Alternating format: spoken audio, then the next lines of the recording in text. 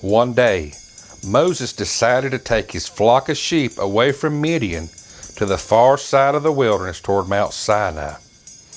This journey was unfamiliar to his sheep, though they trusted him. For more than 40 years, Moses had learned the confidence and compassion of being a good shepherd. He led and protected his sheep.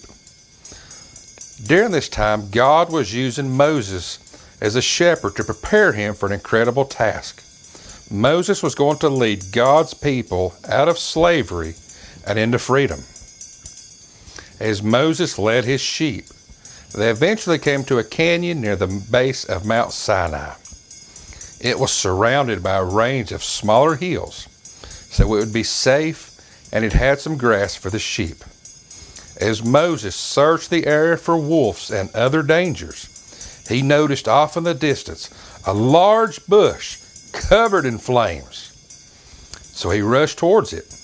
As he drew close to the bush, he could see that it was burning, but the fire was not destroying the bush. Alarmed and curious, Moses moved even closer. Suddenly, a voice came from the bush. "Moses, Moses, do not come any closer. Take off your shoes, because the place you are standing is holy."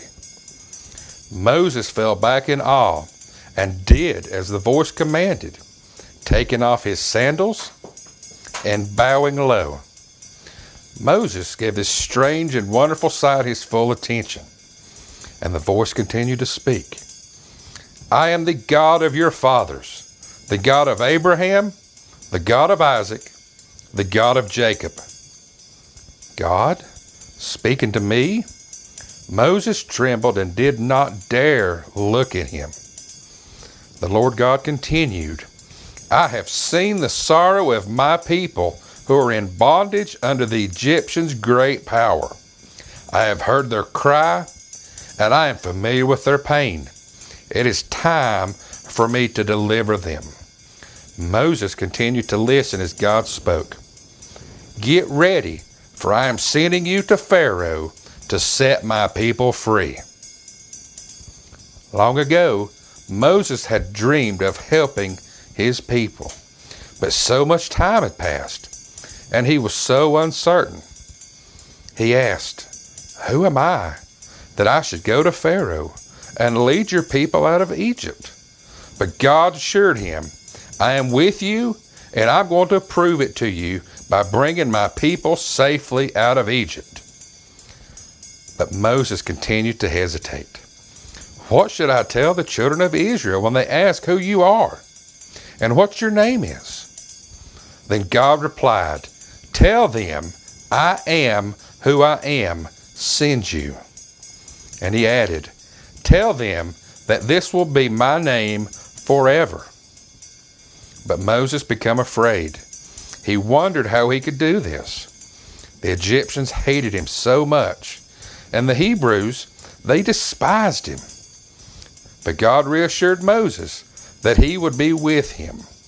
Still, he was afraid, and he asked, "But what if they don't believe me?" Then God answered, "Throw your staff onto the ground." Moses did as he was told, and it became a live snake. Then God ordered him to pick up the snake, and it became a staff again. God showed him another sign. "Put your hand in your cloak and pull it out."